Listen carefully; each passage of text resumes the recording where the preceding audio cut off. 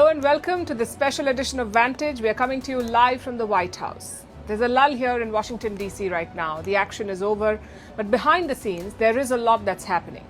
Donald Trump's chosen his chief of staff. It is Susie Wiles, the woman who ran his election campaign. It is Trump's first major appointment. There will be more in the days to come. Meanwhile, the Democrats are divided. They're still figuring out why they lost. Yesterday, Joe Biden addressed the nation. He called for unity.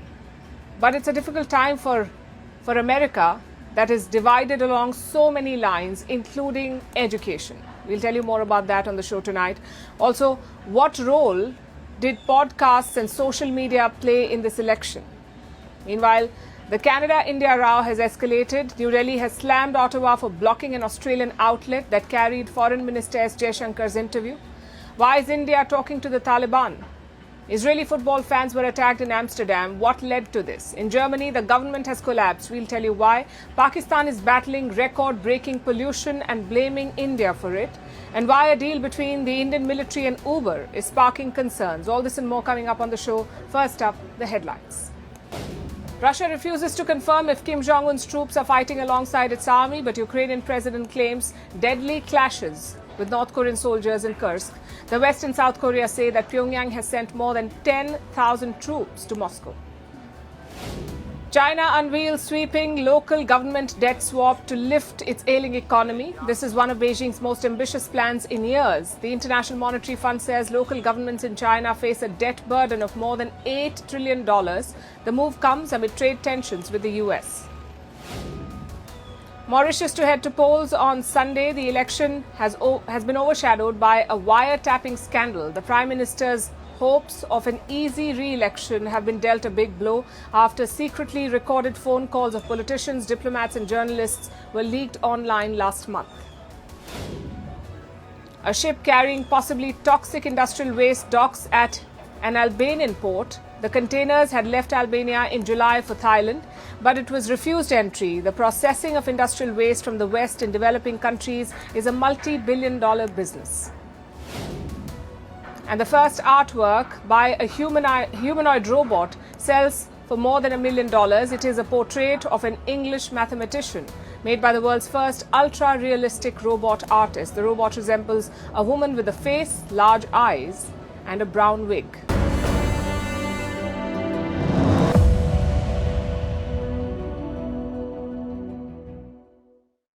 America is bracing for Trump 2.0, an older but more powerful Donald Trump. It's a strange situation here because usually elections have a finality to them. You forget the divisions and the debate, you get down to work. But around here, it's the opposite. The Democrats simply cannot wrap their heads around what happened. A bit like in 2016, they're not ready to accept a Trump presidency. And don't get me wrong, they're not storming the US Capitol, but there is a sense of denial. Yesterday, President Joe Biden tried to address that. He gave a speech from the White House. He promised a smooth and professional transition. But beyond that, he gave an important message too. You can't love your country only when you win. Listen to this. Yesterday, I spoke with President-elect Trump to congratulate him on his victory. And I assured him that I would direct my entire administration to work with his team to ensure a peaceful and orderly transition. We accept the choice the country made. I've said many times, you can't love your country only when you win. You can't love your neighbor only when you agree. We all get knocked down. But the measure of our character, as my dad would say, is how quickly we get back up. Remember, a defeat does not mean we are defeated. We lost this battle. I know it's the bare minimum, but it was a very mature and graceful address from Joe Biden, especially if you look at the history. In 2020, when Biden won, Trump did not extend him this courtesy. He disputed the election results. Clearly, Joe Biden wants to be the bigger man. But here's the problem. A lot of Democrats blame him for the loss. They blame his policy on Israel, his decision to not step aside earlier, and his campaign gaffes. The White House spokesperson faced some of these questions later in the day. Listen to her response. Running again, not stepping aside faster, and showing what some people say, quoting folks here, an arrogance of believing he was the only one who could beat Donald Trump. You said something at the end that I do want to just kind of reiterate and remind folks, and it was a good reminder to me, which is like, look, this is the president who has been the only person has been able to beat Donald Trump. It's a strange moment for Joe Biden. He must defend his record. He can't blame his vice president, and he must be courteous to Donald Trump. Not an easy balance to strike. And don't forget, he's still got a country to run. Trump will take charge only on the 20th of January. Until then, Joe Biden must handle 2 wars while preparing his country for a second Trump presidency. It's not going to be easy. Americans are deeply divided over this result. We've seen celebrations by Trump supporters across America, but we've also seen protests. Take a look at this.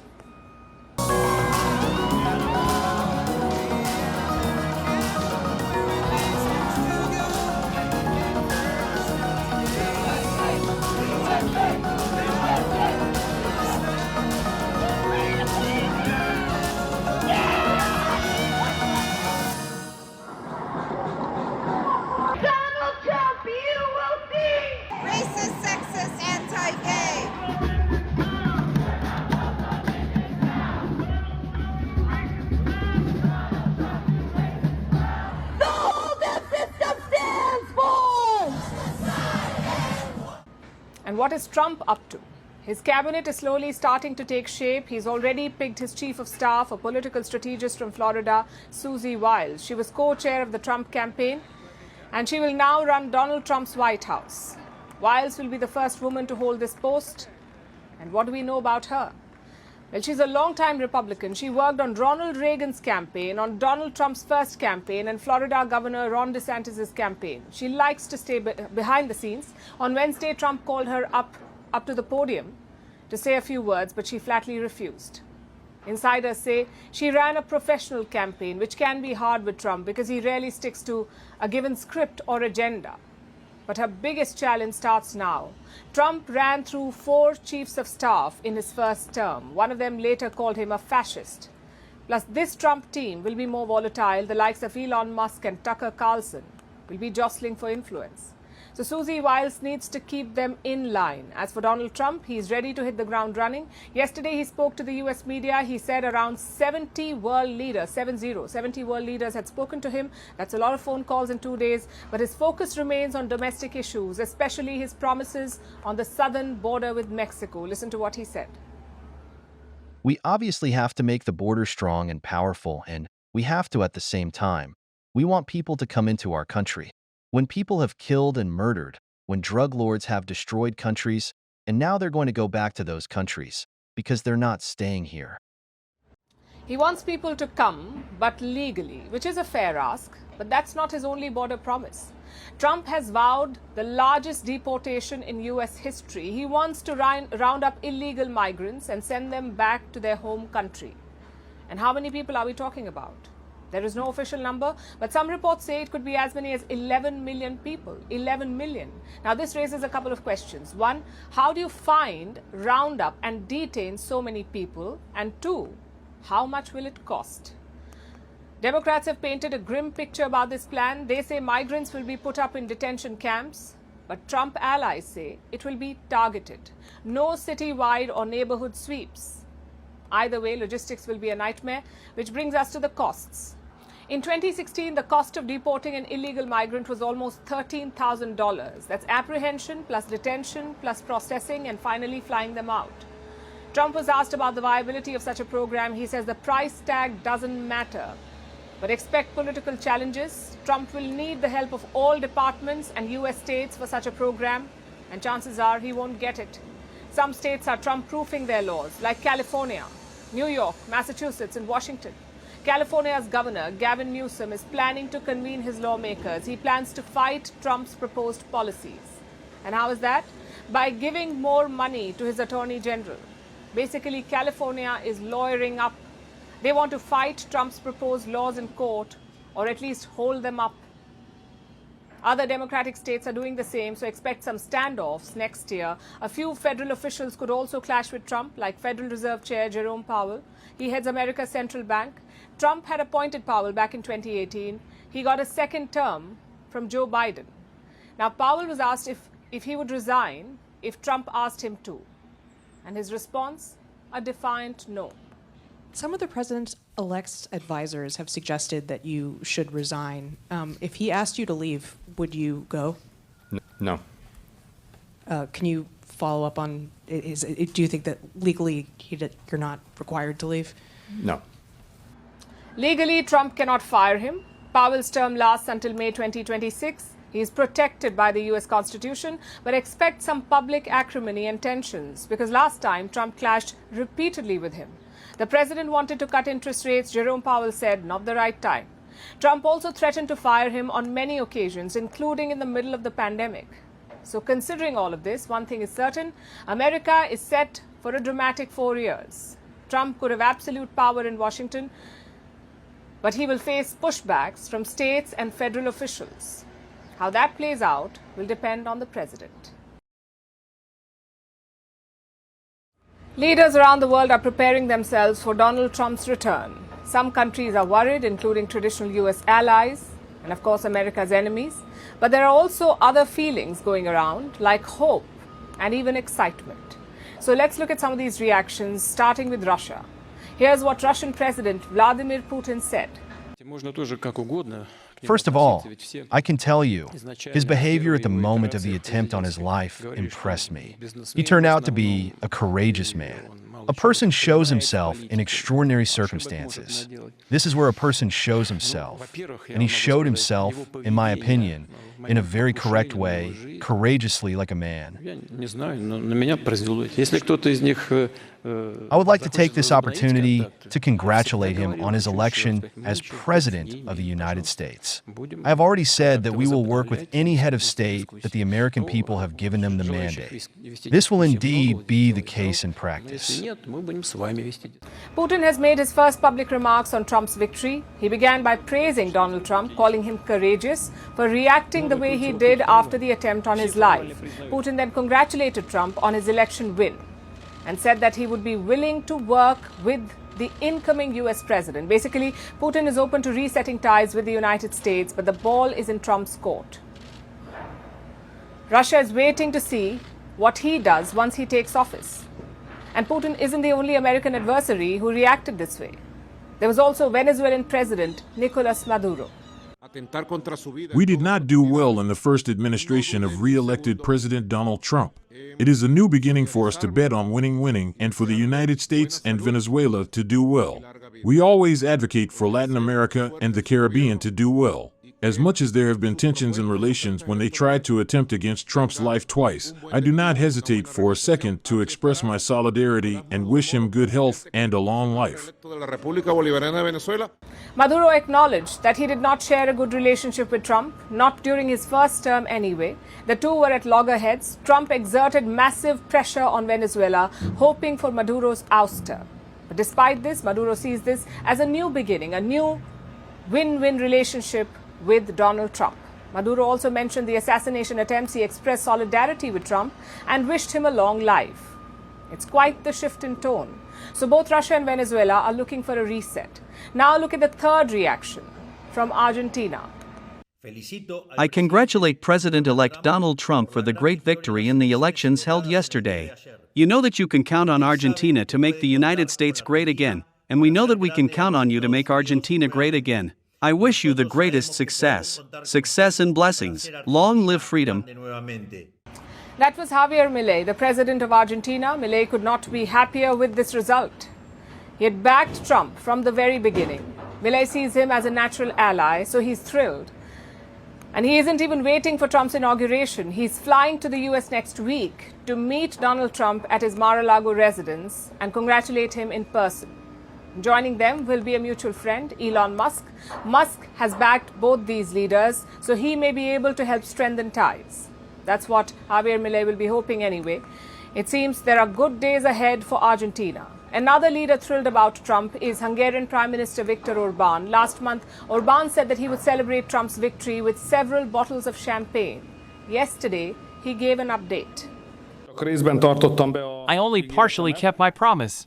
We also opened champagne, but I was in Kyrgyzstan when Donald Trump won. But there the customs are different. That's why we happily tapped the vodka set together, being happy with this fantastic result. Orban was hosting a summit yesterday, a summit of the European political community. Hungary has the European Union's rotating presidency right now. Now, EU leaders were meeting to discuss the US election and decide on what Europe should do next. Most EU leaders were worried, but Orban was not. He didn't even try to hide his excitement. Orban has been at odds with most of Europe for a while now. He has opposed the war in Russia, the excessive dependence on the US, and a number of other policies. His outlook is more aligned with Trump than Europe. Now, this was a weakness in the past, but now Orban's influence is set to increase. So obviously, he was quite happy. But the rest of Europe definitely is not. They know that things are about to change. Like many, I had the opportunity yesterday to speak to the President-elect Donald Trump. Some of us around this table know him from 4 years ago in his previous position. I congratulated him, but basically I think that our role here, in the European Union, is not to comment on the election of Donald Trump, to wonder if it is good or not. The question is, are we ready to defend the interests of Europeans? That is the only question that we should ask ourselves. And for me, I think that is our priority. Europe is preparing for less help from the US, maybe no help in the Ukraine war. Trump says he wants the war to end. Europe does not want Russia to gain territory, so it wants to keep backing Kiev. But will they be able to? We'll probably see soon enough. Trump's victory has shaken up the world. Old foes are hoping for resets. Old allies are preparing to go it alone. And only one thing is certain at the moment. Nothing can be taken for granted. Which brings us back to the United States. The electorate here is divided by race, by gender, by where you stay, and by your ideology. And these divisions are quite stark. Yet there's one factor that is often ignored, and that is education. America has around 335 million people. Only 37% have a bachelor's degree or higher. Only 37%. 28% have only completed high school. 9% don't even have a high school diploma. So there is an education gap in this country, and it decides who they vote for. For example, take the data from this election. The states with higher education levels voted for Kamala Harris. The ones with lower education levels voted for Donald Trump. That is what numbers say. 55% college-educated voters backed the Democrats. 56% without degrees backed the Republicans. So there is a clear divide. And even the parties have noticed it. Look at this statement. It is by Democrat Bernie Sanders. He slammed his party for the loss, but one line stands out in his statement. It should come as no great surprise that a Democratic Party which has abandoned working class people should find that the working class has abandoned them. In 2008, the working class voted overwhelmingly for Barack Obama. They were a key voter base for the Democrats, but that's changed since 2016. Working class voters now prefer Donald Trump. Meanwhile, highly educated professionals used to vote Republican. This time, they voted for Harris. So the demographic has flipped, and you can understand why. America is dealing with growing inequality. Like I told you, only 37% of the population are college graduates, yet they hold 70% of the wealth.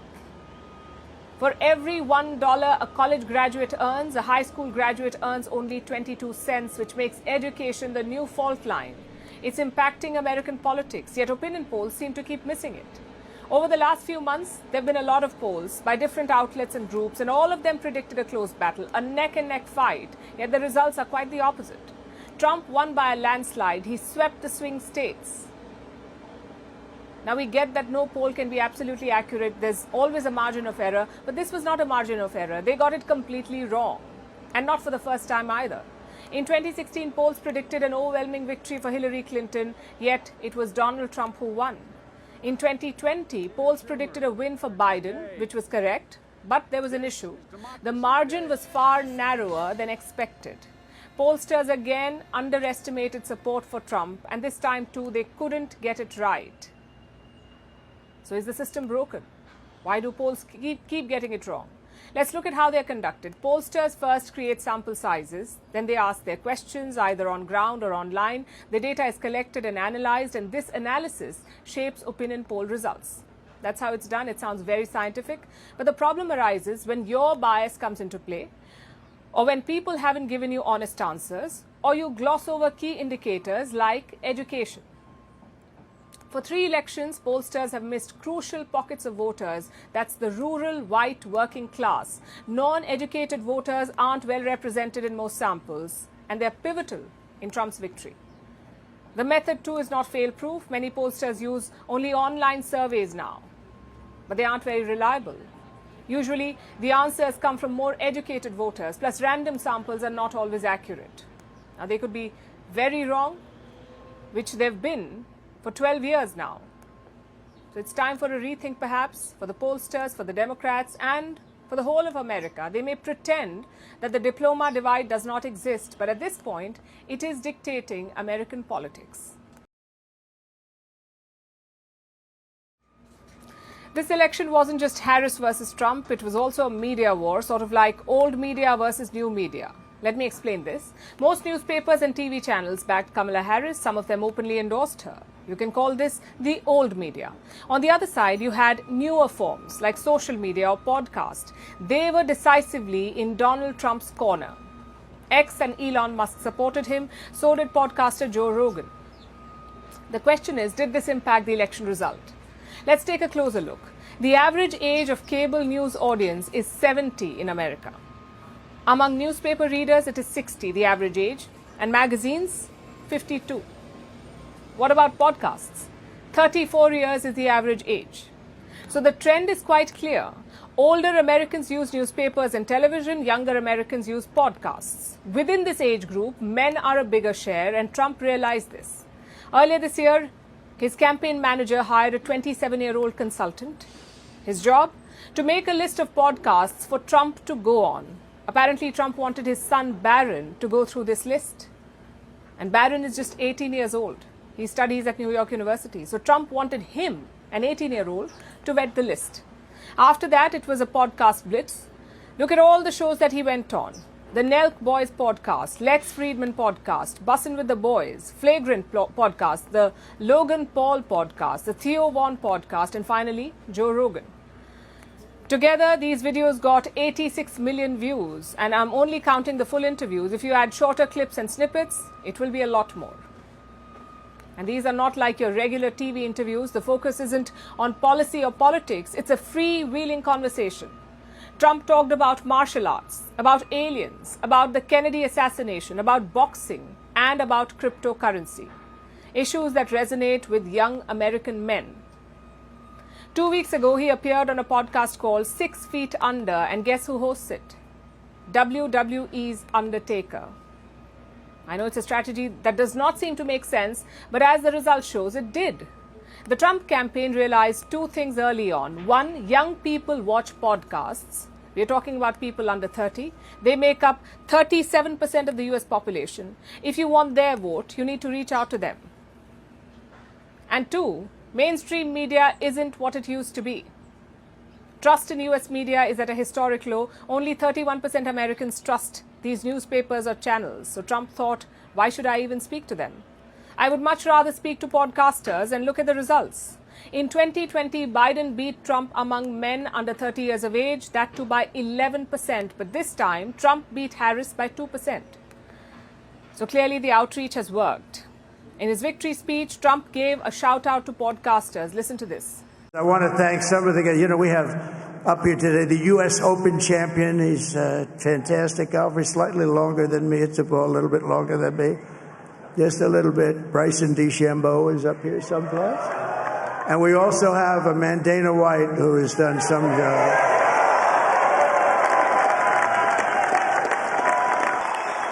I want to thank some people real quick. I want to thank the Nelk Boys, Aiden Ross, Theo Vaughn, Bussin' with the Boys, and last but not least, the mighty and powerful Joe Rogan. Again, Trump read the room well. You may remember the controversy around his 60 Minutes interview. Harris did take part in it, but Trump refused to. It was seen as some sort of blasphemous act. Though as it turned out, it was inconsequential. Harris too tried to get on the podcast train. She went on a show called Call Her Daddy. She was also reportedly considering an interview with Joe Rogan, but in the end it did not happen. Now, I know this sounds like a masterstroke by Donald Trump. You may think, well, this is the future. If you want to win, get on podcasts. But here's the problem. There are no filters on these conversations, no fact checks, no follow-up questions, and no red lines. You can basically say whatever you want and get away with it. In an ideal world, the audience would be careful. They would verify claims and fact-check big statements, but let's face it, very few people do it. So what's the solution? Well, the responsibility lies with each party. Politicians are free to go on podcasts, but they are not substitutes for a proper interview. They never will be. Secondly, the audience must be more careful. You have internet on your fingertips. Use it to verify facts. Just because someone has a podcast mic, it doesn't make them right. And finally, the media. American mainstream media is among the richest in the world. They have the resources, they have the talent pool. So why doesn't the public trust them? Clearly something has gone wrong somewhere. You can't just blame Donald Trump for all of it and for capitalizing on this trend. He's a master of the media, whether it's cable or social media or now podcasts.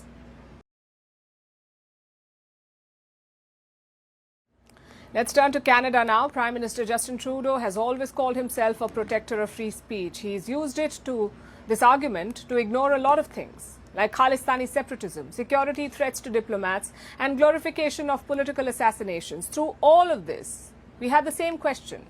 Where does he draw the red line? Well, we have the answer now. The Indian Foreign Minister's speech is where the line is drawn. That's where freedom of expression ends for Justin Trudeau. Let me explain. Minister Jaishankar was in Australia this week. On Tuesday, he held a press conference with the Australian Foreign Minister. As expected, he was asked about Canada. And as expected, Jaishankar hit out at them. What happened next is quite interesting. Most Australian outlets covered this presser. Among them was Australia Today. They focus on Indian diaspora news in Australia. Hours after they carried this presser, Australia Today was blocked in Canada. The reason? Listen to India's foreign ministry. We understand that the social media handles and pages of this particular outlet, which is an important diaspora outlet, has been blocked and are not available for viewers in Canada. This happened just a few hours after this particular handle carried the press conference of External Affairs Minister along with Penny Wong. But nonetheless, what I will say that these are actions which yet again highlight the hypocrisy of Canada towards freedom of speech. Well, so much for freedom of speech. You're okay with people threatening to blow up planes. You're okay with threats to Indian diplomats. But this is where you draw the line. It exposes Canada's hypocrisy. Let me take you back to July last year.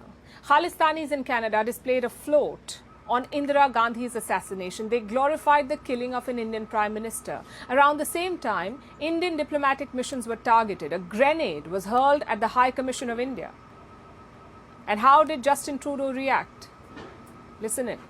Canada has always taken extremely seriously violence and threats of violence. We've always taken serious action against terrorism, and we always will. We have an extremely diverse country, and freedom of expression is something that we have. So all that counts as freedom of expression, but covering the Indian Foreign Minister's speech does not. Australia Today has responded to this censorship. Let me quote from what they've said. The recent restriction and ban on our interview with Indian External Affairs Minister and the press conference under orders from the Canadian government have been difficult for our team and those who value freedom, free and open journalism. We remain steadfast in our mission to bring important stories and voices to the public, undeterred by these obstacles. And what is Canada saying? Nothing so far, but I'm sure you're wondering what Minister Jaishankar said. What was so explosive that Canada had to block his remarks? Nothing out of the ordinary. Exactly what India has been saying all along. A, Canada has not given evidence, and B, that Indian diplomats are not safe there. Canada has developed a pattern of making allegations without providing specifics. Secondly, when we look at Canada, for us, the fact that they're putting our diplomats under surveillance is something which is unacceptable. Third, the incidents which the gentleman there spoke about, and do look at the video. I think they would tell you, in a way, the political space today, which is being given to extremist forces there. It's a genuine problem. So much so that India is scaling back its diplomatic activities. The High Commission and consulates often organize special camps. These are meant for Indian nationals. You can use these camps for various services, maybe passport issues or maybe official certificates. One such camp was slated to be organized in Toronto, but it has now been cancelled because Canada cannot provide adequate security. We saw that on Sunday too. A camp was being held at a Hindu temple in Brampton. Khalistanis attacked the temple and the devotees. So New Delhi is not risking a repeat. This caps a very tumultuous week in India-Canada ties. We thought it hit rock bottom last month, but things are getting even worse. And what is Justin Trudeau doing about it? On Monday, he attended a Diwali event in Ottawa. There he made an important statement. There are many supporters of Khalistan in Canada, but they do not represent the Sikh community as a whole. There are many supporters of the Modi government in Canada, but they do not represent all Hindu Canadians as a whole. Now, a couple of things to note here. One, he admits that there are Khalistanis in Canada. He also says that there is no room for violence. So why not crack down on them? Why not punish them for spreading chaos? No answers. And secondly, this is an important distinction drawn by Trudeau. He has said that Khalistanis do not represent Sikhs. Well, news flash, Mr. Prime Minister. We already know that. People at the event said that Trudeau had never made such a statement before, distinguishing Sikhs and Khalistanis. Does this mean that he's slowly realizing his mistake? Or did someone give him a history crash course? Either way, don't hold your breath. Justin Trudeau is too deep in this mess. Even if he realizes his mistake, he cannot afford to accept it. Our next story is also about India. It's about neighborhood ties. Earlier this week, an Indian delegation was in Afghanistan. They had a meeting with the Taliban. They met two high-level Taliban officials, the acting Foreign Minister, Amir Khan Muttaqi, and the acting Defence Minister, Mullah Mohammad Yaqub Mujahid. India was represented by J.P. Singh. He is India's point person for Afghanistan, the Joint Secretary of the Pakistan-Afghanistan-Iran Division in the Ministry of External Affairs. Now, Singh's visit was not highly publicized, but it became big news after the Taliban posted these pictures showing Singh with Mullah Yaqub. The Taliban say that both sides declared their common desire to enlarge bilateral relations.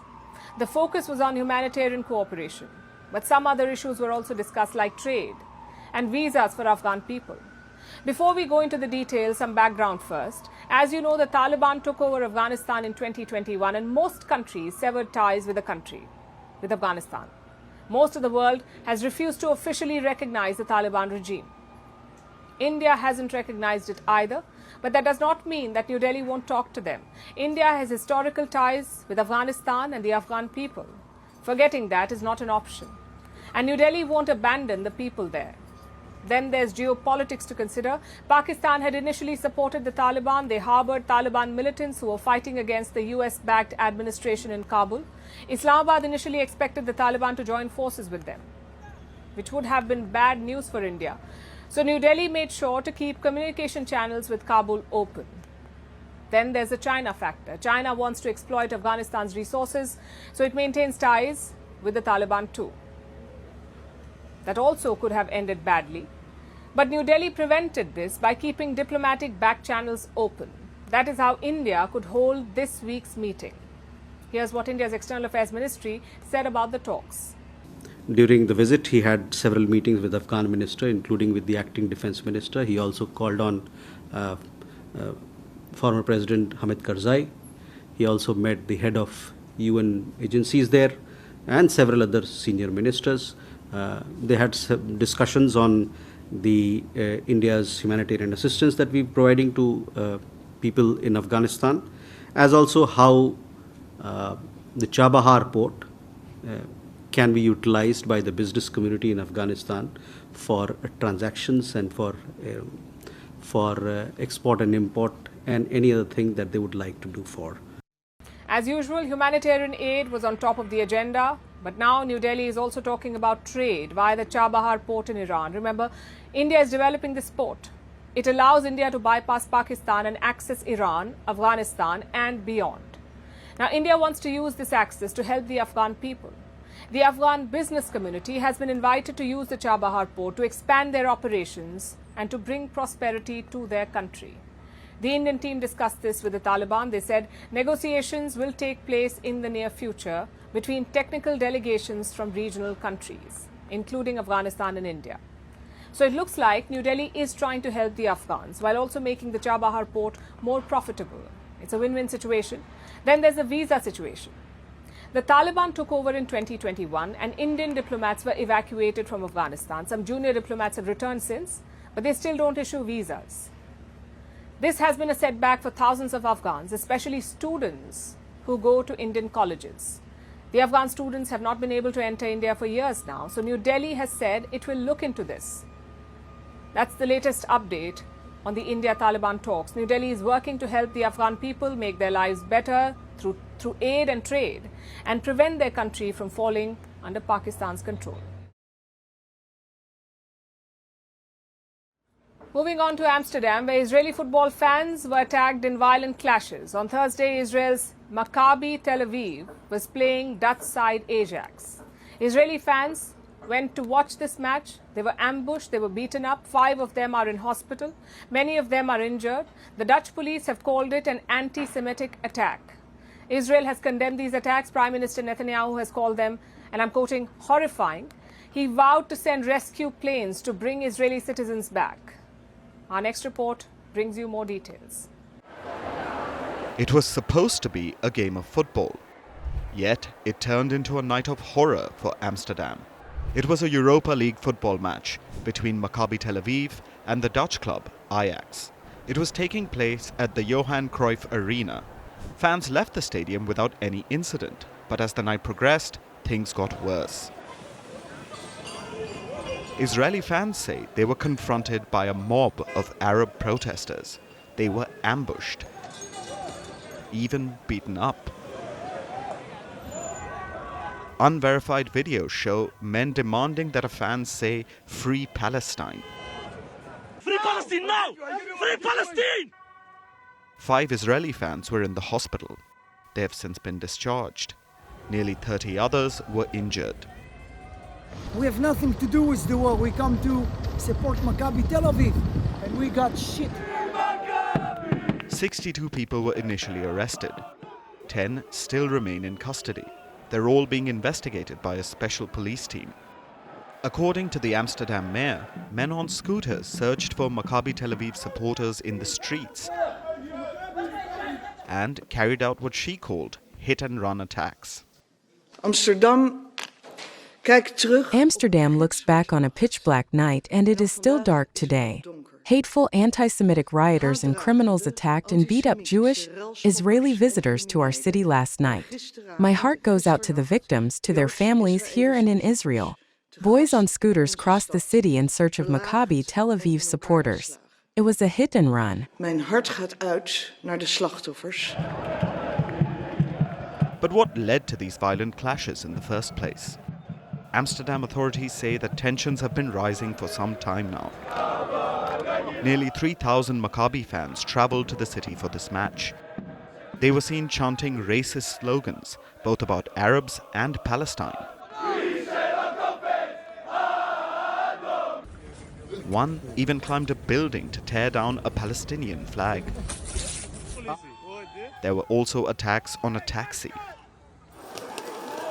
So, with the situation escalating, the police cancelled a pro-Palestinian demonstration. It was supposed to happen near the stadium. Extra police have been deployed in Amsterdam. The security measures will continue for the coming days as a precaution.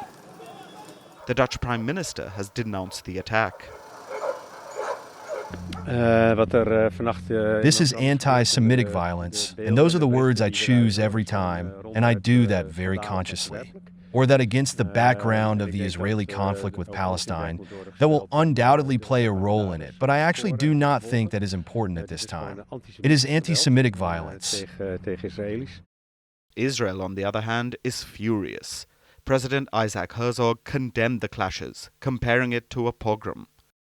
Prime Minister Benjamin Netanyahu called it horrifying. He first ordered rescue planes for Israeli citizens. But Israel has since cancelled that mission. It'll now send commercial planes to the Netherlands to bring football fans back home. Authorities have urged Israelis in Amsterdam to stay in their hotels. Meanwhile, Maccabi Tel Aviv has warned its fans and asked them to avoid wearing Jewish symbols. Anti-Semitic incidents have surged in the Netherlands since the Gaza war began last October. Many Jewish organizations have reported threats. Schools too have received hate mail. These clashes in Amsterdam have led to criticism from across the globe. It comes just a day ahead of the marking of Kristallnacht, a Nazi pogrom against Jews across Germany. Now let's turn our attention to Germany. The country is in chaos. It no longer has a functional government. Just hours after Donald Trump won the US election, Germany's governing coalition collapsed. Chancellor Olaf Scholz kicked out one of his coalition partners. He now runs a minority government. It is not a sustainable solution. The opposition is calling for him to step down. The people of Germany also want elections immediately, but Scholz is trying to delay the polls. He wants to hold on to power till March and shore up his popularity. Our next report has the details. Political chaos has engulfed Germany. Their ruling coalition has collapsed. Chancellor Olaf Scholz now heads a minority government. But he's refusing to call snap elections. Instead, he wants to ride out the storm for a few months and try to get his popularity up before finally calling for an election.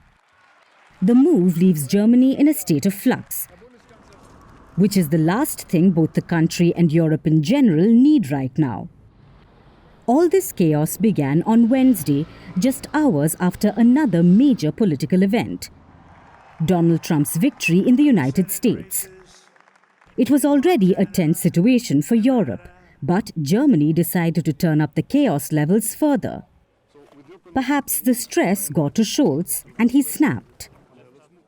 Meine Damen und Herren, Ladies and gentlemen, I have just asked the president for the dismissal of the finance minister. Too many times did finance minister Lindner block laws irrelevantly.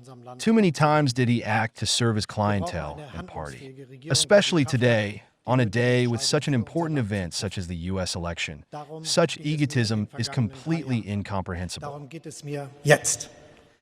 Scholz sacked his finance minister Christian Lindner, and he kicked Lindner's Free Democratic Party out of the ruling coalition. Scholz became Germany's chancellor in 2021, heading what was known as the Traffic Light Coalition. It was a coalition of three parties: the Social Democratic Party of Germany, which Scholz belongs to. Their color is red.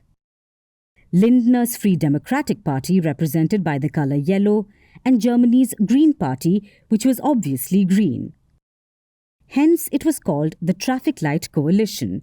But now, yellow is out. Only red and green are left and running a minority government. They just control 324 seats in the German parliament out of 733. In most countries, the government would get toppled. The opposition would call for a no-confidence vote and force the leader to resign. But it doesn't work that way in Germany.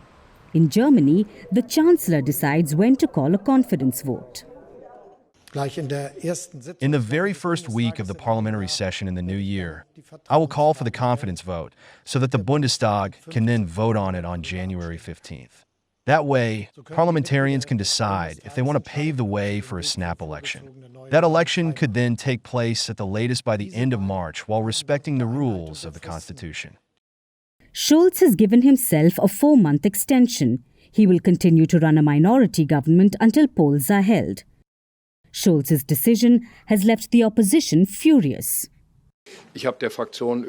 I relayed my conversation with the Chancellor yesterday to the parliamentary group and also made clear that we parted in disagreement.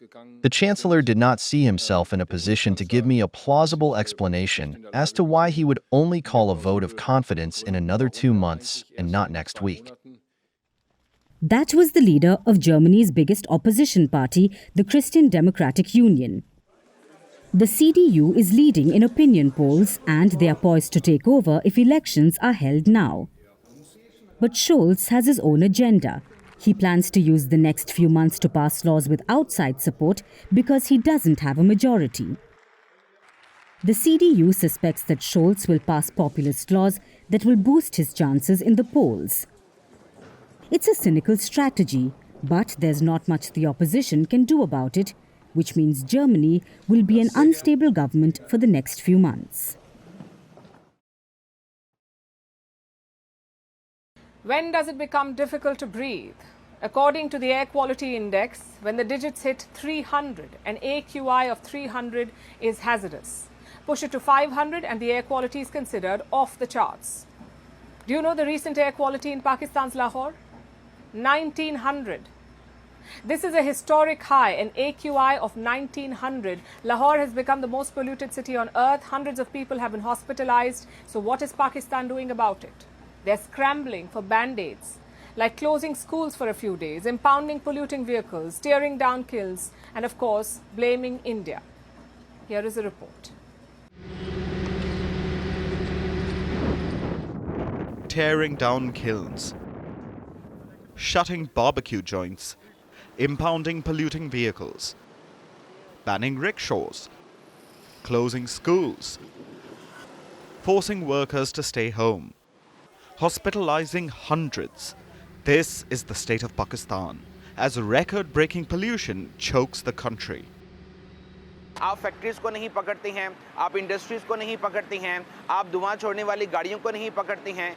इन तमाम चीज़ों के ऊपर काबू पाए बगैर तालीमी इदारों को बंद कर देना ये कोई सलूशन नहीं है। हाँ, हम ये बात भी समझते हैं कि बच्चों की जो सेहत है वो बहुत ज़रूरी है। ना सिर्फ बच्चे बल्कि बड़े भी इससे मुतासिर हो रही हैं और इसके साथ साथ माहिरीन के मुताबिक बच्चों इन लोगों की 5 साल उम्र की कम हो रही हैं। बच्चा बस बाहरों आया तो घर घबराहट जी महसूस होई है, लगदा जेड़ा अजकल मौसम चलिया है स्मोग दा ते बस उवें ही इहनूं चक्कर आने लग पैने। तैनूं फटाफट असीं हॉस्पिटल लैके आए हैं उत्थे ते डॉक्टर साहब ने चेक कीता ते उन्होंने कहा भी इहनूं यही मसला महसूस हो रहा है ते। This is Punjab, the most populated province of Pakistan. It is home to 127 million people who are now being suffocated by this hazardous air. How bad is it? An air quality index above 300 is considered hazardous. Anything above 500 is considered off the charts. But on Sunday, Punjab's capital, Lahore, reported air quality of 1,900. This is a record high. Lahore has become the most polluted city on earth. On Tuesday, more than 900 people were hospitalized. On Wednesday, the city was still cloaked in toxic smog. So the government has set up a so-called smog war room, comprising of high-level staff to look into matters. And since then, they have ordered strict measures, like instructing half the workforce to stay home, mandating masks, demolishing brick kilns, shifting schools to remote learning, and shutting down public spaces like parks, zoos, and historical monuments. But these are band-aid last-minute solutions. The problem has not gone away. So Pakistan did what they do best: blame India. Pakistan's senior minister, Maryam Aurangzeb, said that the wind from India towards Lahore is taking smog to dangerous levels. Later, she took a more neutral tone, saying that the matter will be discussed with India. Last week, Pakistan's Punjab Chief Minister, Maryam Nawaz, shared a similar opinion. She proposed putting complex politics aside and called for smog diplomacy, saying that the air doesn't recognize borders between our two countries. It's impossible to fight smog unless both Punjabs take steps together. That's a lovely sentiment, but New Delhi says that India has not heard anything formally from Islamabad so far on this matter. So, was it all talk, no action? No one would put that past Islamabad. Northern India is also experiencing high levels of air pollution. New Delhi is the second most polluted city in the world. Look at this, you cannot see even from here down 2 kilometers, you can't see anything. And people should understand. And authority also should understand that this is ridiculous. It is so difficult to breathe and run. But the extreme air pollution in both the countries is caused by a confluence of factors, including crop burning in the winter harvest months, brick kilns that spew smoke, industrial activity, and car pollution. Last year, at least 235,000 people died from air pollution in Pakistan. In India, the deaths crossed 2 million. Economically, Pakistan loses about 6.5% of its GDP due to air pollution, and India, 3%. Both the countries are being choked. So, Pakistan should stop the blame game and for once not be a fair weather friend. Now let's talk about Uber. It's practically a household name. Uber is an American transportation company mainly known for its ride-hailing services. Over the past year, Uber has signed multiple deals with Indian military bodies, the Air Force, the Navy and the Coast Guard, to provide transportation services for military personnel and their families. But these deals have run into trouble. Critics have flagged major security concerns, and now the agreements are being scrapped. So what were the risks? And do other countries have similar deals? Here's the report. Uber is an American app-based cab-hailing company. It's used by millions across the world, and India is no exception. So last year in December, Uber signed a deal with the Indian Coast Guard. In September this year, they signed another deal, this time with the Indian Navy. And in the following month came a third deal, this with the Indian Air Force. So 3 deals within the span of a year, and their goal was the same: to provide transportation solutions to military personnel and their families, or, as per the agreement, to provide reliable, convenient, safe and economical travel services. As wordy and ideal as the plan sounds, it's being scrapped now. The Air Force, Navy and Coast Guard have initiated the process to end their agreements with Uber. This is being done as a precautionary step after a huge backlash. As soon as they were signed, the agreements raised alarm in India. They sparked outcry on social media, and critics pointed to major security issues, like the potential exposure of sensitive data. Critics claim that Uber will be able to access travel details and personal information of the users. While these are only risks, experts say that with this deal, sensitive data could be compromised. And they cite 2 reasons behind their fears. First, such deals are not a common phenomenon. Military bodies rarely sign contracts with a foreign private organization for a personal cab service. So, there's no real way to learn about the necessary guardrails. However, history does teach lessons from similar examples, which brings us to the second point. Data sharing deals between military bodies and private organizations can have grave consequences. Like when the US signed a deal with Strava, the popular fitness tracking application. Strava was used by active duty military personnel. The app tracked their movements and life patterns. This applied to military personnel in conflict zones like Afghanistan and intelligence officers in covert operations. This was highly sensitive classified military information. But thanks to Strava in 2018, the information leaked and it turned into a security nightmare for the United States. This is not to say that history would have repeated itself with Uber, but the lesson is clear. When it comes to sensitive data, especially in the context of a nation's military, the risks of exposure will always outweigh the benefits. Because national security should never be taken for a ride. Finally, it's time for Vantage Shots, images that tell the story. A desert in Saudi Arabia receives snowfall and hail for the first time in history. Residents flee to shelters as an Indonesian volcano continues to spew ash. And robot dogs patrol Trump's Mar-a-Lago as US ramps up security at his residence. Finally, we're taking you back in history. On this day in 1960, John F. Kennedy was elected as the 35th US president. At the age of 43, he was in fact and remains the youngest elected president. He was also the first Catholic to hold the post. Kennedy was in power until 1963 when he was assassinated. We're leaving you on that note. Thank you for watching.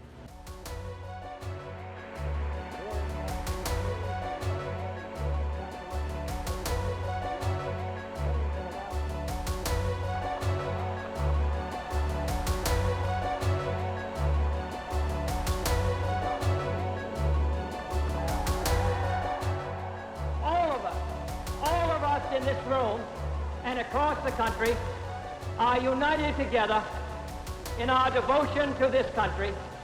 We wish to keep it strong and we wish to keep it free.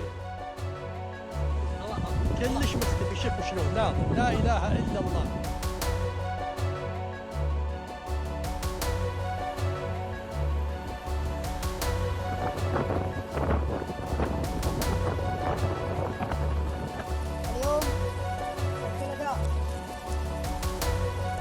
اليوم السبت 30/4 العمل.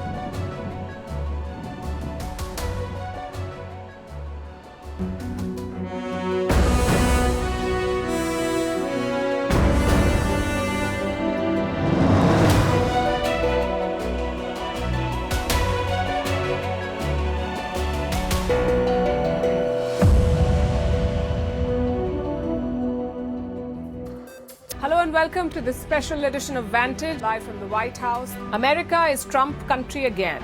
He will be the 47th President of the United States of America.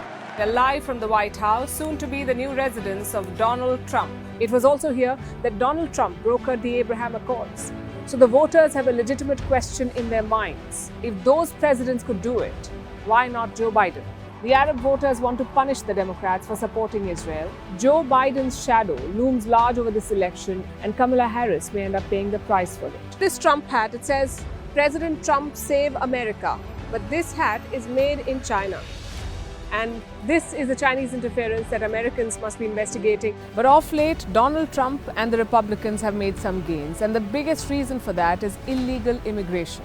This is more than just a march, they say. This is a demand for accountability. The excitement, the tension is palpable. You can see the security presence. You can see the number of police cars, government buildings like these again fenced up. We're at Harvard University, the alma mater of Kamala Harris. As the night progressed, numbers came in thick and fast, and Donald Trump was soon declared the winner. It's being called a historic comeback. Another American presidency will begin.